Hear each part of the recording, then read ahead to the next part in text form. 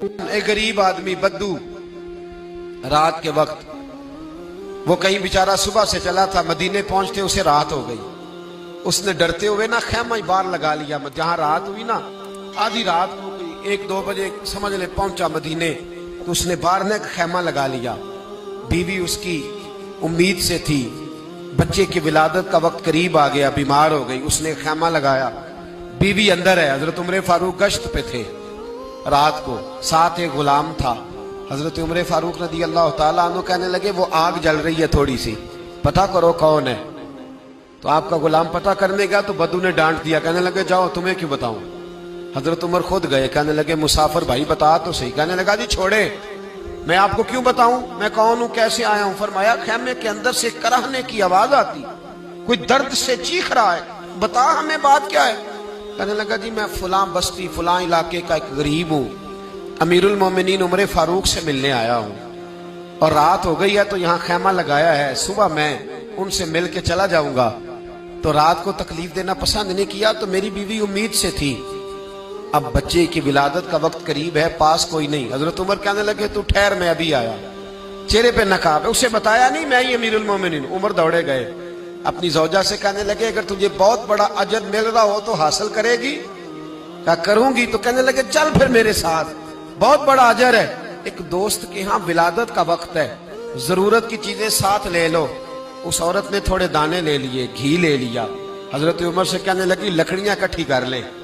अमीरुल मोमिनीन, काउंसलर की बात नहीं बता रहा आपको, मैं आपको एमपीए की बात नहीं बता रहा, एमएनए की बात नहीं बता रहा, जो 10 गांव को मिला के चेयरमैन बना उसकी बात नहीं बता रहा, उसकी बात बता रहा हूं जो 22 लाख मुरब्बा मील का हुक्मरान है। उसकी बात बता रहा हूं जो गली से गुजरे तो शैतान रास्ता ही बदल जाता है। उसकी बात बता रहा हूं जिसके बारे में मेरे मुस्तफा करीम सल्लल्लाहु ताला अलैहि वसल्लम ने फरमाया मेरा उम्र तो वो है कि 950 साल हजरत जिब्रील भी इसकी शान बयान करे तो अजमत खत्म नहीं होती। इतना बड़ा शख्स। हजरत उमर ने लकड़ियां इकट्ठी की, ईंटों का रोड़े लेके चूल्हा बनाया, पहुंच गए। आपकी जौजा कहने लगी ये थोड़े दाने डालने, घी डालने और एक लकड़ी लेके इसको हिलाएं, तैयार करें। खुद जौजा अंदर चली गई, हजरत उमर बाहर पकाने लगे।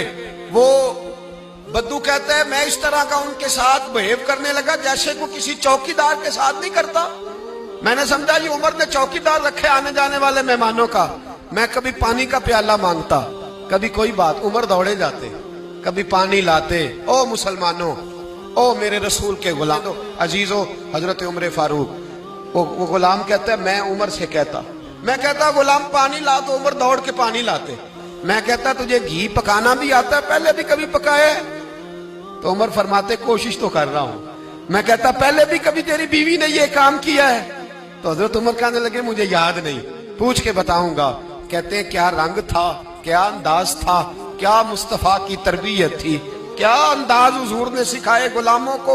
ये किस तरह का अमीर है कि ये हंडिया पका रहा है, फूंके मार रहा है एक गरीब के लिए, देहाती के लिए जिसे जानते भी नहीं।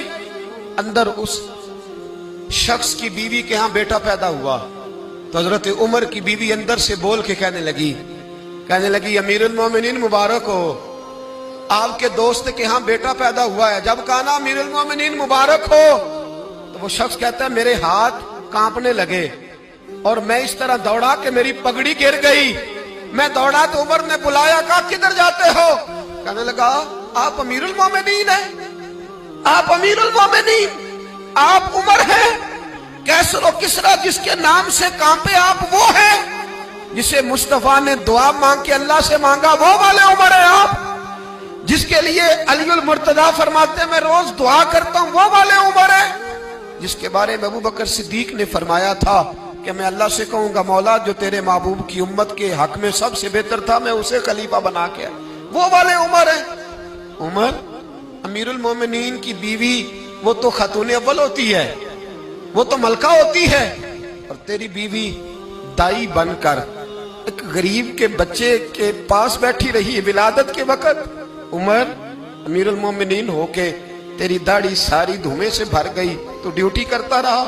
तो सैयदना उमर रो पड़े और उस बद्दू को सीने से लगा के कहने लगे तुझे पता नहीं तू कहां आया है, اس شہر کا پتہ ہے؟